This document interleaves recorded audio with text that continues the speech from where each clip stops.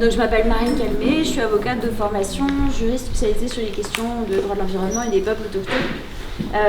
Moi, j'ai donc fondé l'association Wild Legal en 2019, après 3 ans passés entre la Guyane française et Paris, à me battre contre des projets miniers et pétroliers en Guyane. Et c'est véritablement là-bas que j'ai expérimenté le pire de ce qu'on peut faire en matière de non-application du droit de l'environnement, et que ça m'a donné envie de travailler justement sur ce sujet des droits de la nature pour aussi provoquer un changement à la fois culturel et juridique puissant par rapport à ce qu'on peut observer sur le terrain aujourd'hui. Donc je commencerai, désolée, je vais aller extrêmement vite parce que j'ai pas beaucoup de temps et j'aimerais pouvoir vous parler de plein de choses, mais après il y a 10 minutes de questions, donc je voulais d'abord vous introduire à la question du fondement même en fait, de cette remise en question entre droit de l'environnement et droit de la nature. Parce que le droit de l'environnement, de manière assez générale, il est plutôt anthropocentré. Il a été écrit par des humains pour satisfaire des besoins humains. Et il est précisément construit sur l'idée de la gestion des usages que nous faisons de l'environnement, ou c'est ce que nous considérons comme des ressources naturelles. Et l'idée des droits de la nature, au contraire, c'est l'idée de refonder ce droit autour moi, ce que j'aime bien appeler le bioperspectivisme, c'est-à-dire la capacité d'adopter le point de vue d'un autre que humain. C'est ce qui vous a été présenté juste avant, cette capacité de se mettre à la place d'eux, au lieu de tout voir à travers le prisme essentiellement humain. Pardon. Ce mouvement, il a été théorisé dans les années 70, grâce à Christopher Stone, qui a écrit un ouvrage universitaire justement sur la question de la faisabilité juridique, mais aussi l'opportunité philosophique, sociale et environnementale que représente justement le fait de donner des droits fondamentaux à d'autres personnes que les humains. J'en ai pris quelques exemplaires avec moi, si vous voulez les feuilleter, je les ai mis sur la table là-bas. Il revient de manière très habile en fait sur l'élargissement de ce qu'on appelle la personnalité juridique et des droits fondamentaux à différentes catégories sociales. Parce que ça nous permet de nous projeter sur l'évolution du droit. Le droit n'est pas une matière figée, c'est une fiction en constante évolution. Et pendant une très grande partie de l'humanité, de l'histoire de l'humanité, une très grande partie des humains étaient privés de droits.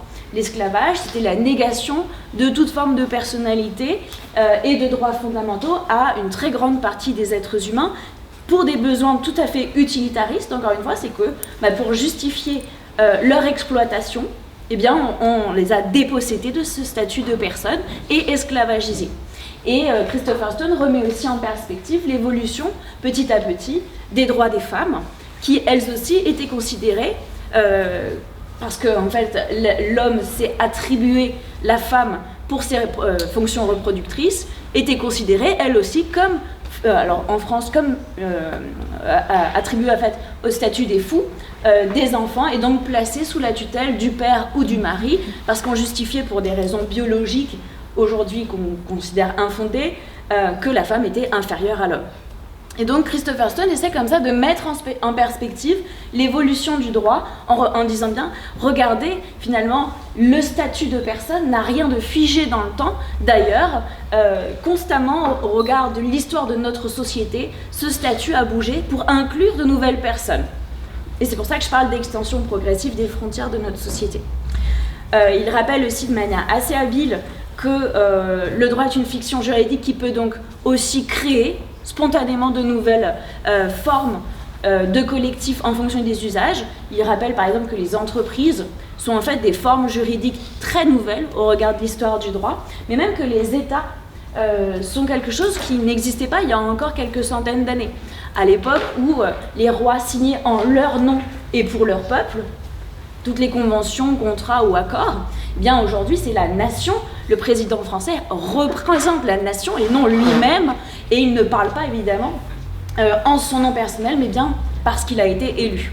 Et donc il y a comme ça une évolution des formes juridiques qui est vraiment liée aussi à nos usages, et c'est pour ça qu'il se permet du coup de dire à la fois que les droits de la nature, reconnaître des droits aux non-humains, est à la fois juridiquement parfaitement faisable, mais qu'il démontre aussi l'opportunité face à la crise climatique, face à l'effondrement de la biodiversité, de remettre en question ce rapport de force complètement utilitariste, cette construction du droit, pour justement réintégrer les non-humains dans notre société et en faire des sujets à part entière pour pouvoir représenter leurs intérêts. Et donc, je vais passer immédiatement à quelques exemples pratiques. Donc en 2008, avec un processus, ou plutôt grâce à un processus référendaire, l'Équateur est le premier État à inscrire les droits de la nature dans sa constitution, avec donc la volonté vraiment de s'appuyer à la fois sur l'identité, et notamment l'identité autochtone en Équateur, pour revoir en fait, l'Équateur sortait d'une période extrêmement bouleversée au niveau politique, et puis aussi par une période de libéralisme extrêmement fort, qui avait mené à, à la fois d'une instabilité économique, mais aussi à des graves crises sociales. Et donc l'idée était de reconstruire autour du bien vivre une nouvelle nation. Et donc, dans l'article 71 de la Constitution équatoriane, la nature est reconnue comme disposant de droits fondamentaux pour elle-même et peut désormais être défendue par chaque Équatorien, Équatorienne, qui peut aller en justice pour défendre ses droits. Ça a donné également lieu à un mouvement international qui s'est réuni notamment à Cochabamba en 2010 pour écrire un texte qui n'a pas valeur contraignante, mais qui rassemble autour de cette déclaration universelle des droits de la terre-mère des grands principes qui reposent notamment sur un article premier qui définit qu'est-ce que c'est la terre-mère, cette communauté vivante, interagissante, et un article 2 qui définit les droits de la terre-mère.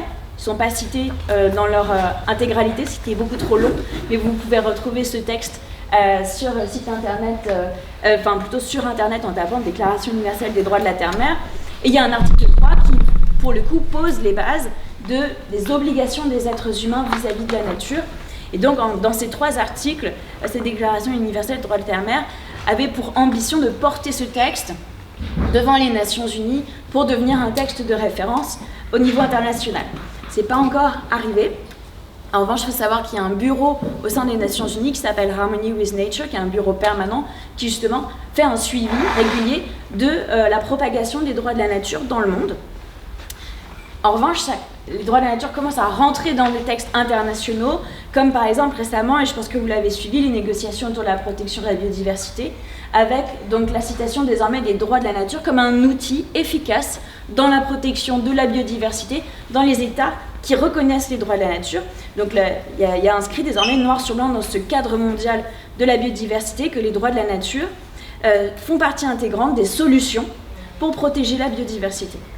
C'est un pas en avant énorme qui est dû au travail acharné des associations du réseau pour les droits de la nature qui justement ont poussé pour faire entrer ce concept dans la déclaration internationale, dans ce cadre mondial.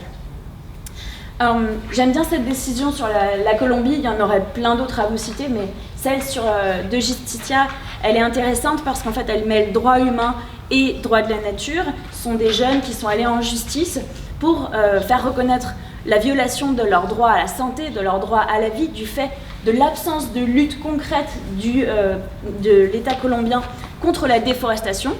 L'État s'était engagé à lutter contre la déforestation dans l'accord de Paris et les résultats étaient pauvres, voire quasi inexistants.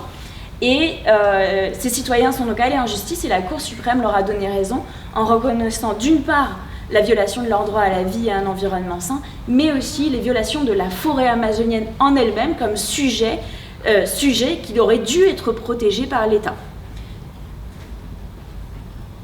Cet prochain exemple, c'est pour aussi vous parler de l'application des droits de la nature en ville, puisqu'il y a notamment ce territoire au Costa Rica, la ville de Curridabat, qui s'est saisie en fait de la question de reconnaître un statut propre aux non-humains dans les villes, afin de revoir notamment cette politique d'urbanisme aujourd'hui complètement hors sol, qui fait que, alors que nos villes sont composées de milliers d'espèces animales et végétales, on construit nos villes uniquement à travers le prisme humain. Et donc, le maire de cette ville, notamment, a fait ce travail de revoir cette politique d'urbanisme afin notamment de construire en ville des corridors écologiques. Alors ça consiste en fait à casser les trottoirs bétonnés qu'on a nous aujourd'hui traditionnellement et à créer des systèmes de haies à travers les villes pour que les humains puissent à la fois bénéficier bien de l'ombre et de l'apport de végétaux, mais aussi pour que les autres, les non-humains, puissent se déplacer, que ce soit les papillons, les reptiles et les autres espèces. C'est un exemple intéressant parce que l'idée derrière était aussi de dire il faut faire en sorte, grâce aux droits de la nature, de repenser une politique de ville à travers l'idée que nous faisons partie d'un écosystème, aussi urbain soit-il. Nous vivons dans des écosystèmes complexes et de faire en sorte que le citoyen arrête de se considérer comme un consommateur de services publics et devienne un fournisseur de solutions à part entière. Pardon, je suis revenue dans le mauvais... Non. Une petite décision en Équateur pour montrer aussi que les droits de la nature sont en constante évolution, même dans un territoire où c'est inscrit dans la Constitution. Il y a une décision récente en Équateur qui a permis en fait de reconnaître les droits fondamentaux de l'ensemble des entités qui composent la terre-mère. Et là, c'était notamment le cas d'Estrelita, un petit singe qui a été protégé par une décision de la Cour constitutionnelle d'Équateur. Il avait été en fait pris dans la forêt, gardé chez une dame qui s'était en fait entichée de cet animal, qu'on avait fait son animal domestique. Et la Cour constitutionnelle d'Équateur a reconnu que cette femme avait violé les droits de ce petit singe à vivre dans la forêt, là où ses capacités en fait en tant qu'animal sauvage étaient à même de se développer convenablement, et c'était le seul écosystème qui répondait véritablement à ses besoins physiologiques. Et donc du coup, le juge comme ça, grâce à cet article 71 dont je vous ai parlé tout à l'heure, en fait découvre de nouvelles applications dans les cas du quotidien. Ce qui est très intéressant quand on a une décision à l'échelle constitutionnelle, c'est que ça rayonne en fait ensuite sur l'ensemble du droit, puisque tous les textes inférieurs doivent être compatibles. Juste pour vous dire que cette avancée, évidemment, elle est très forte en Amérique du Sud, elle est également présente dans d'autres territoires. Bangladesh, donc avec ce conseil, cette commission nationale de conservation des rivières, qui doit justement protéger les droits de toutes les rivières du Bangladesh.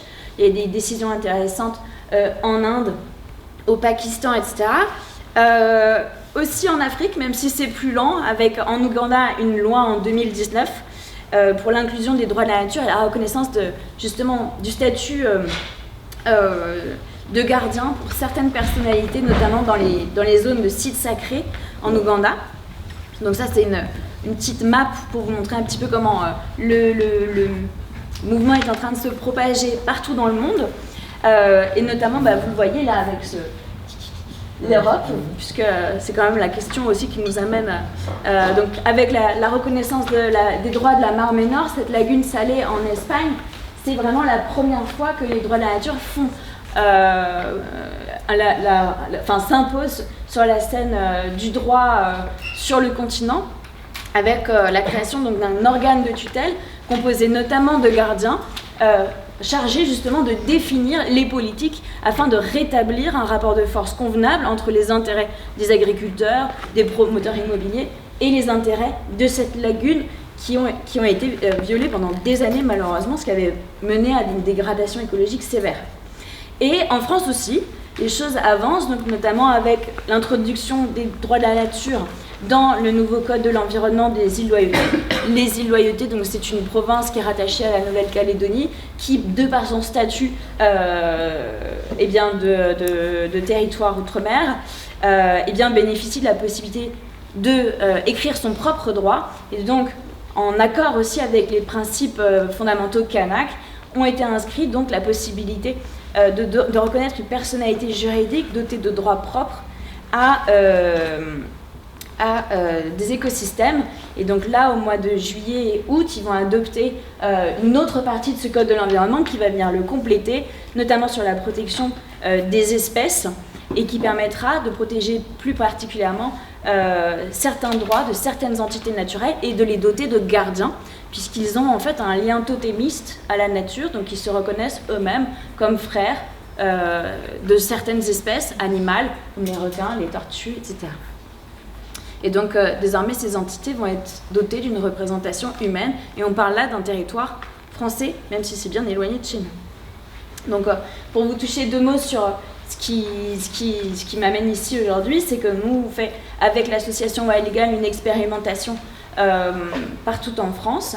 On a commencé avec le réseau Rivière Sauvage, qui est un réseau d'hydrologues. On travaille sur la Corse, sur la Savoie, la Haute-Savoie, et on travaille également avec d'autres territoires, comme la Garonne. Et ce qui est intéressant avec ce projet, et je vous en parle parce que c'est aussi pour vous dire que vous n'êtes pas seul, il y a plein de territoires aujourd'hui qui s'essayent au droit de la nature.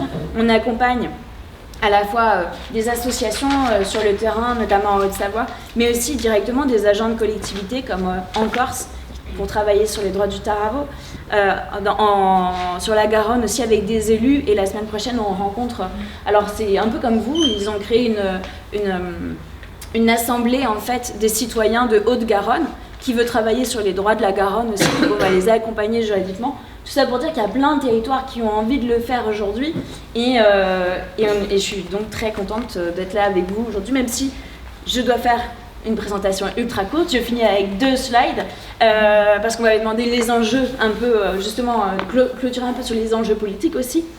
Placer les principes des droits de la nature au cœur des politiques de territoire, pour justement une mise en accord entre les intérêts humains et les intérêts de la nature. C'est ce qui manque aujourd'hui sur le terrain concrètement. On n'applique pas le principe de prévention, on n'applique pas le principe pollueur-payeur, etc. C'est tout simplement parce qu'en face, vous avez des intérêts économiques ultra puissants. Je veux dire, là, faut rentrer dans du très concret. Pourquoi il y a des mines d'or en Amazonie, pourquoi il y a des pollutions agricoles, etc. C'est que derrière, on a des politiques publiques qui préfèrent l'argent plutôt que la protection des communs. Donc, quand on a d'un côté les emplois et de l'autre la protection de l'environnement, malheureusement, les petites bêtes pèsent pas très lourd. Donc, du coup, il faut vraiment réintégrer cette idée des droits de la nature dans les politiques publiques. Ça demande on a tout un tas de programmes de planification, de plans de réglementation en France.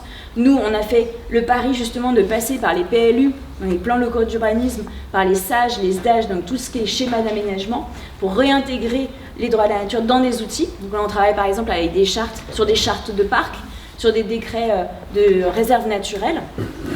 Et c'est aussi imaginer donc cette nouvelle démocratie, parce qu'on le voit aujourd'hui, il va y avoir un problème. Il y a déjà des médias qui parlent de guerre de l'eau dans certains territoires. Ça va devenir très concret cet été.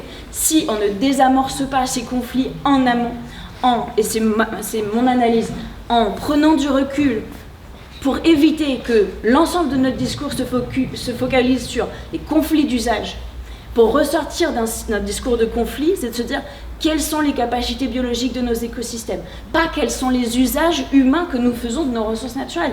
Quelle est la démocratie que nous devons instaurer qui serait directement calquée sur les besoins de nos territoires. Et si on veut désamorcer ces conflits écologiques, à mon sens, c'est justement en sortant de ce petit et étroit verrou dans lequel nous nous sommes enfermés, qui est de dire quel conflit qui se résout finalement toujours par la question de qui gueule le plus fort. Non, parce que concrètement, c'est comme ça que ça se passe. Donc du coup, je m'arrête là pour vous laisser le maximum de temps pour les questions. Et si vous voulez en savoir plus, on a des petits manuels aussi sur les droits de la nature qui expliquent de manière plus approfondie ce que je viens de vous dire là en quelques slides. Voilà. Merci beaucoup.